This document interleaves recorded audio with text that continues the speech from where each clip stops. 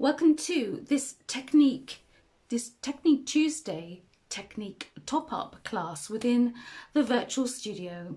I'm about to get underway with the next in our quick 30-minute sort of journey through a vocal warm-up, looking after those vocal folds and making sure that everything that we're doing as singers, we're doing it with a good deal of thought. Number one is you have to ask yourself, what is it you're trying to achieve by doing any kind of vocal technique or a warm-up, or just kind of investigate some aspect of your singing. You have to make it short, sweet, productive, not too much hard work. So what are you trying to achieve? Now, in any sense, when we're making a vocal sound, we need three components to make that possible. And they are the things that you should really be concentrating on when you're doing any kind of pre-sing warm-up or investigation or whatever. So those three things, of course, are number one, you need your power source, which is your airflow. Okay, so you'll always think about your breathing, you'll always think about your posture. Okay, so you need your power source. Next, you need to set up vibrations, and your little vibrations are always set up by your vocal folds doing their mucosal wave at each other. Okay, so the airflow comes up, your power source, your breathing comes up and meets your vocal folds whilst they're doing this, and they create vibrations. And then after that, what do we need to create our vocal sound? We need our resonator, and that's our vocal tract. That's the back of the throat and the bit above the vocal folds. So really, when you're doing basic vocal technique top-ups, where maybe you've got 10-15 minutes to think about it, those three things are what should be in your mind. Okay, never mind the wonderful sound you're hoping to create. This is what your vocal technique top-up session should be. You're focusing on those three things, and of course in the 5 essential exercises, the ones that we keep on looking at again and again and again, guess what? They deal with posture, breathing, onset. The lip trills is to do with body engagement, so it's the whole picture. And then finally the NG hum, which is really where we explore resonance. So you can see that that is a very, very simple framework.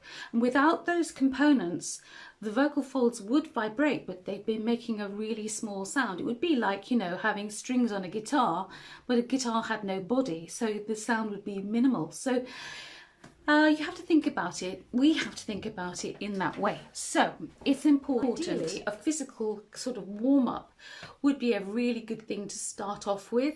And within Virtually Vocalise, we are just experimenting with a Tai Chi warm-up, which is very general, but actually excellent for all those essential bits of us that need to coordinate as we sing, remembering that we are our instrument. That's where the vocal folds sit, but we are the whole thing. Okay, so that's the thing to really focus on when you've got your time to devote to a little bit of vocal technique top-up. First of all, whilst we're kind of getting in the zone and you might be doing some sort of warm-ups, I always like to make sure that my shoulder girdle feels nice and loose. Okay, and also because I do a lot of gardening and stuff like that, I need to make sure I've not overdone it with my neck, which is so easily done, especially things like, it's really weird, but flicking your hair back to get it out of your eyes, that can really kind of catch you out, so beware. All right, just let me know how you are vocally today, and if you have any kind of focus in your mind, something that you're kind of hoping we'll touch on, because that's important in this 30 minutes. All right, so once you're fairly happy physically and you feel that you've checked your postural alignment, all right, so if anything, your head feels more like it's forward and up, okay? All right, not back, or you're not tucking in your chin and creating some sort of constriction here, you can take yourself into the realms of, you know, thinking about your airflow. All right, and you're always thinking that your rib cage hangs from your backbone rather than kind of is just placed there. We want it to feel open, especially at the bottom. Okay, and that's going to employ your back muscles terrifically. So Debbie, you're saying you're really tired and unmotivated today. Oh, and you've got 3 hours of teaching. Okay, all right, I think some lip trills for you. Sophie says, my main focus is the old onset, making sure it's balanced, checking what happens around the passaggio. Okay, with no more ado, let's get underway then. So let's just start by exhaling, getting out all the extra air. Okay, and then just to invite the air back in. And out again. All the way out. You have nothing left in those lungs of yours, keeping the rib cage open.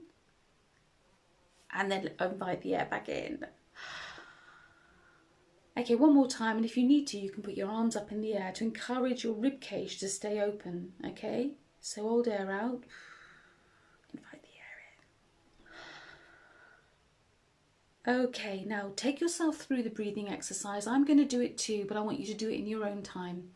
Okay, you might want to do a wee bit of panting maybe to get yourself kind of in the flow, all right? But really what we're going to do is get into the breathing exercise. So here I go. You can join in with me if you like. Here we go. Ready? And hold air out. Breathing in.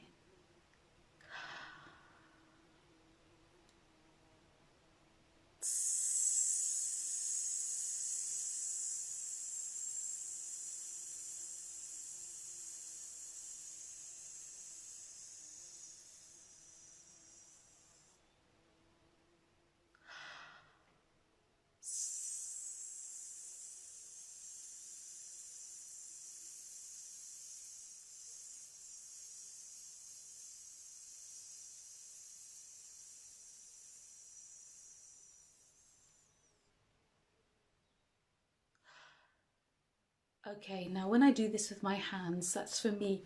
It's because I used to tell children at school I was teaching to think of their lungs as natural sponges, and that when all the air is gone, they're closed tight, natural little sponge in your hand, and to let go of that. The sponge bursts back into life and sucks in all the air into all its little holes. Okay, so I see that general lethargy is a theme today. Okay.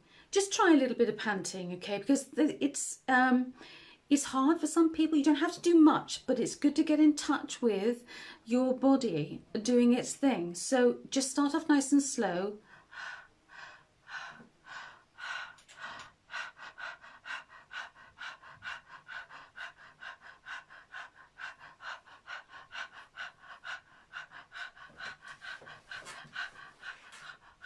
Okay, and you can soon tell if you're holding on to some sort of tension, because the breaths become more difficult to actually keep it nice and flowing, but ultimately that's what you're going for. Okay, right, straight into lip trills.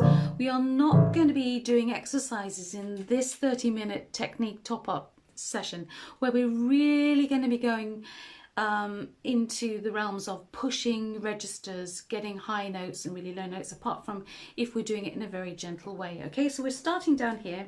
I'm going to do lip trills, okay? We just do a nice sequence of them. So are you ready? You cannot do lip trills unless you're really sort of motivated to do them, otherwise they'll be a bit kind of ugh.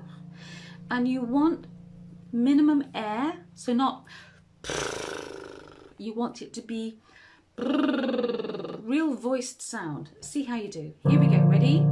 And next one.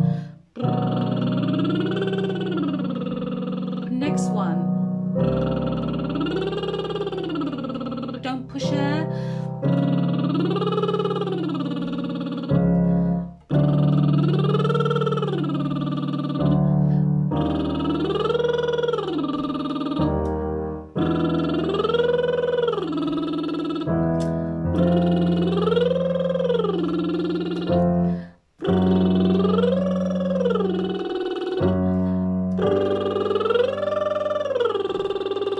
last one. One more actually.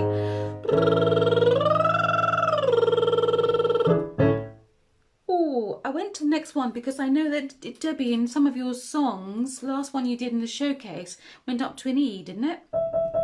And that's where we just got to with the lip trill there. Straight back down. Now we're going to do octaves, okay? Octaves slightly faster still.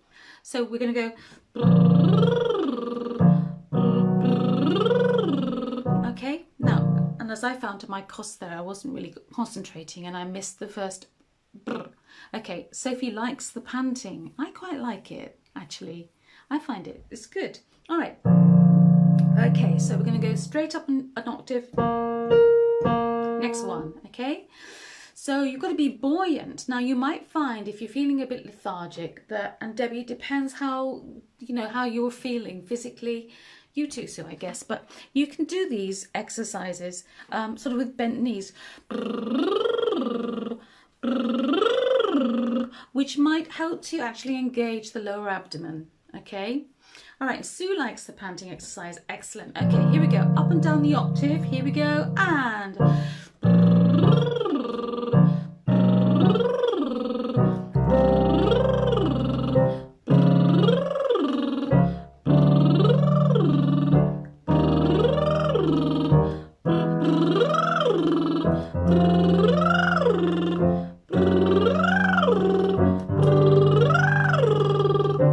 Okay, now Debbie, did you make that? Because that was a top G. How did that feel? Okay, think about it a bit. Now we're going to do the opposite, which we're going to go from F major.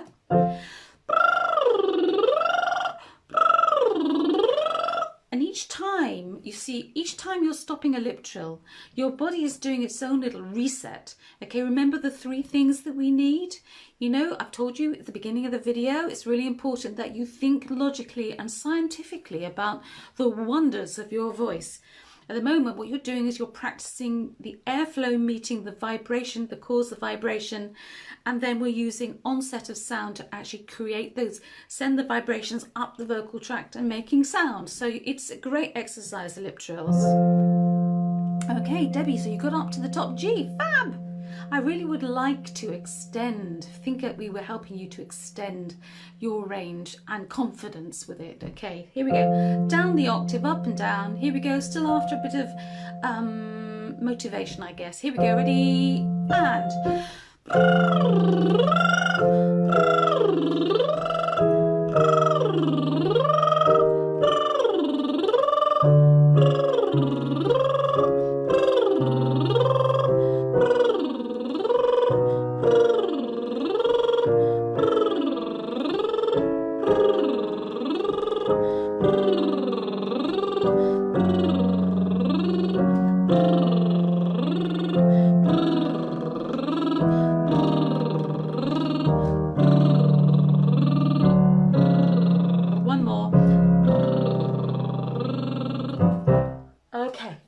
Right, if you got down there with me, there was a bottom C below middle C.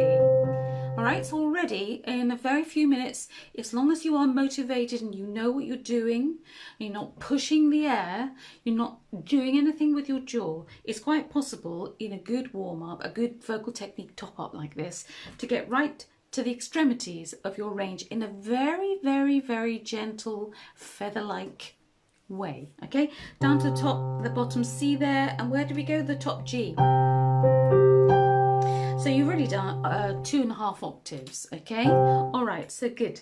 So what you've got there is you've got body engagement. It's important right now to kind of tap into how it's making you feel. Lip trills are great at getting your system going, you know, and because singing releases any kind of vocal sound like that, releases endorphins, it will raise your mood. Okay, it's really well worth doing. It really is. Okay, so we've gone postural alignment, breathing through the open throat, and now we've been talking about body engagement, and we've done the ascending, going up and coming down. Okay, so we did this last week, and we're kind of extending ideas, you know, really thinking about it in a very practical way. Next, we're going to do NG hums. All right, so here we go, back down to B flat. Sophie, that's great. So your abs, your abdomen, those muscles that you tend to want to sometimes dig into a bit, are nice and soft. Okay, that's excellent. Okay, on we go now with our NG hums. Okay, so we're just going to do the same as we just did, okay, just to get you in the mood for them. Just give yourself a moment to kind of think about what an NG hum really entails. Say sing and pinch your nose towards the end of your sing, so you can tell whether or not you've got your back of your tongue is making contact with your soft palate, and that's the uvula, the little soft tickly bit at the back of your mouth where the uvula hangs down. That's your soft palate, your velum, and with an we're raising the back of the tongue to meet it, and it sends all your vocal sound up down the nose, basically. So to test, you've got to squeeze your nose. It should stop the sound coming out. So we're going to do the same thing. Going to work our way up and then work our way down. See how you do. All right, fairly quickly. Everybody happy? Checking your jaw. Nice released jaw. No pulling down here with these muscles here. Okay, here we go. Ready? And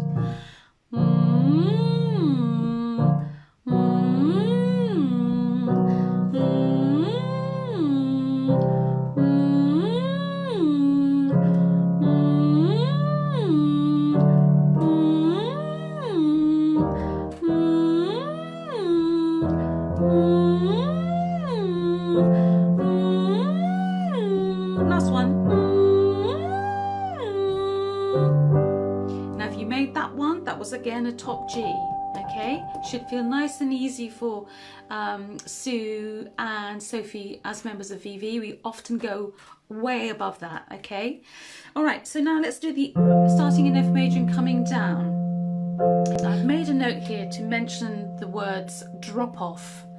Now, drop off happens usually when you've got descending phrase, something like that in a song, and we get a slight loss of pitch, intonation problems. And that's often because psychologically we're going down, and therefore we also go down. So this is like opposites. You can do all sorts of things, like sorry, it's not very good for showing you exactly. With the children at school, we used to do opposites. So if we were going up, we would bend our knees down.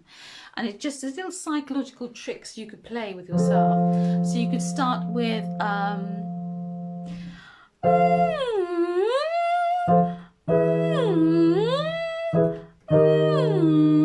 etc. You could do that on your own. If you're feeling lethargic and you think, oh, I just need some extra help here, start getting a bit more physical. Get those bodies moving. I've seen masterclasses where the vocal teacher will get people really moving whilst they're singing to distract them from the thing they're trying to do. Right, I'm a bit limited with my camera space really and what it will allow me to do.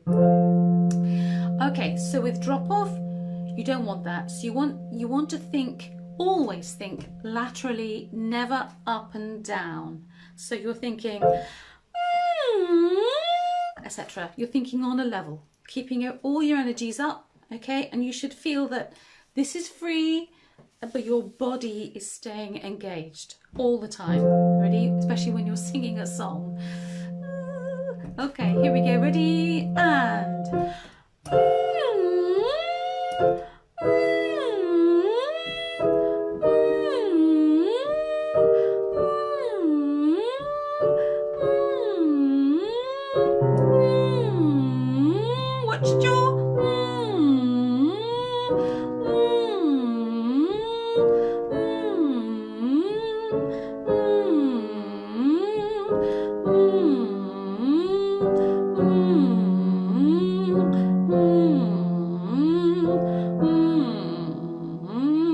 stop there. Okay, that was the bottom E below middle C, and I as a soprano, I always struggle with those, but actually I did better today. So this is stuff that we're working on in Virtually Vocalise a lot. Okay, getting really free with where we think we're going with our voices, and we play around with that kind of aspect. Okay, all right so far? How are you doing? Now, of course, with the NG hum, we are talking about that third component, which is resonance, a resonator. What we need is to get the voice kind of resonating and feeling all the vibrations in your skull, your cheekbones, all your sinuses, your teeth, everything act as your amplifier for your voice. And so it's good. That exercise is great because it does so concentrate the sensation into the nose and therefore into the front of the face as an idea. Okay, all right, so now what we're going to do is something we started we've done a few times now, using your NG hums, but this does take a lot of kind of determination to stay alert, to stay engaged, to stay motivated. All right, let me just think about this.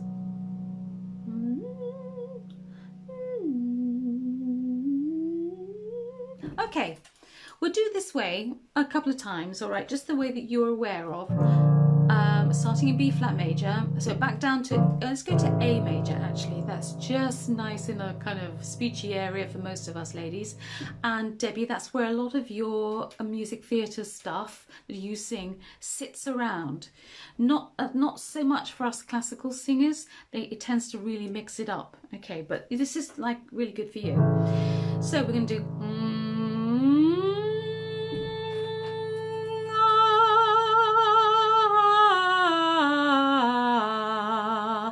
this is the idea we're getting towards. We are already thinking about onset.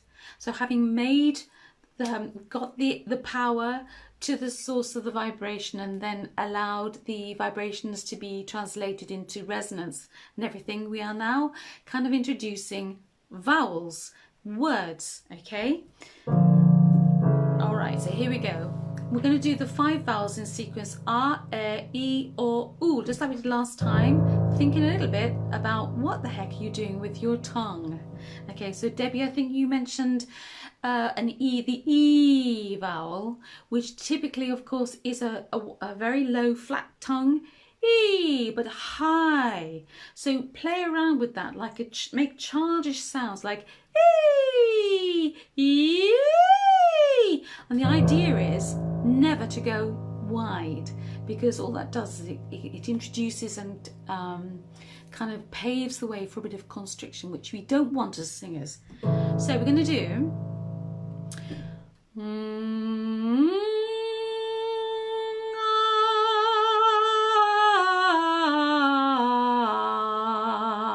with the thought of new onsets all the way down. And I don't mean separate, I mean imagining that they are little steps. They're all linked, but you have to really think it as a new sound. Just see how you get on, okay? Here we go, ready? And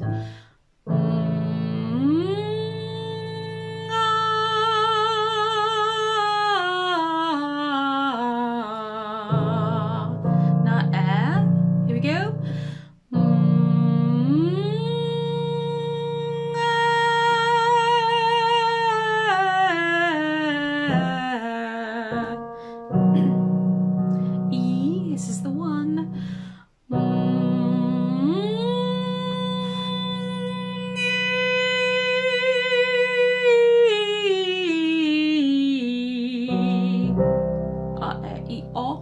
In hot, here we go, and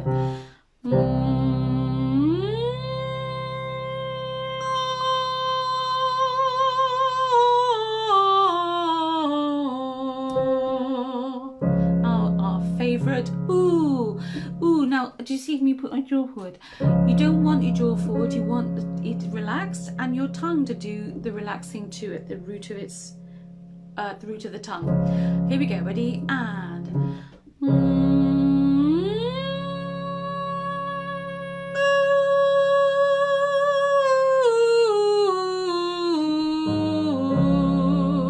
okay, so that's a really useful exercise to do it where you feel comfortable, so you can really experiment with the shapes, the thoughts of those 5 vowels. Oh yeah. I've just mentioned the fact that you're thinking about vowels, you're thinking about words, remembering that the sound actually starts here in your little larynx there, right? That's the originator of everything, okay? And what you've got to remember is that this is where the sound starts, and the vowel idea comes from here. All right, we don't shape vowels too much by, using, you do see this a lot in choirs actually, where often they are asked to do a lot of, being clear diction and things like that, and overworking the jaw. Debbie, that is not something I've seen you do at all in any of your lovely showcase songs. And of course, within VV, we know all about that, don't we? And Sue, I'm really glad that that exercise is really useful for you. Don't forget, folks, you can always go back to the last session on 12th of May and look at that as well, especially towards the end as we develop the session and get more into what everybody wants. It's impossible in half an hour to really get through everything, so I suggest there's a good section in there about onset and doing simple onset exercises. So go and have a look at May the 12th, okay, towards the end of the session. Right, what I'd like to go on to now is that I want to do this incremental exercise that we started, okay, because obviously in songs we meet lots of problems to do with changing of shapes of words and things. We're not going to include consonants yet, we're just thinking about vowels, okay? So we're going to do E, A, O. Okay, now the thing about this is you need to be thinking about every single note is a new onset, okay? You're not starting an onset and making it flow. It's each pitch is a new onset. E, A, O. Okay, bye Debbie, catch the end later. Yeah, that's fine. Okay, here we go. Ready? And E, A, O. Next one. E, A, O. E, A, O. E, A, O. Right, I'm not going to go up too high because that's not very challenging. When I'm singing it, I'm thinking very much about my cheekbones and my upper teeth. I know that's weird, but I'm trying to really think about, I have my three elements in my mind.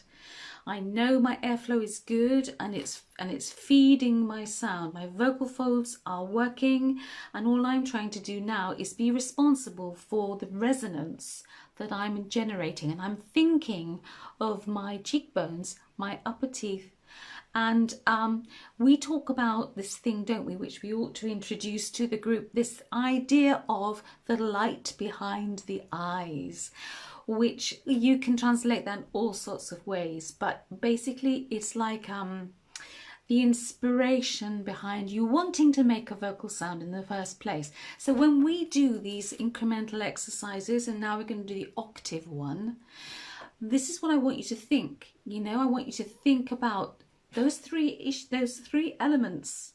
We're doing the 5 essential vocal exercises, but basically there are 3 elements that actually are responsible for you making sound. And in this exercise, we're using the vowels. You're now at long last, you're getting to the point where you are thinking about how you're making those 3 elements really do their stuff. Okay, so it kind of is concentrating all our ideas and efforts. All right, here we go. Now we're going to do the octave one, and everybody who's watching or watches the replay of this can start to get to know it, okay? All right, here we go. Ready? And E, A, O,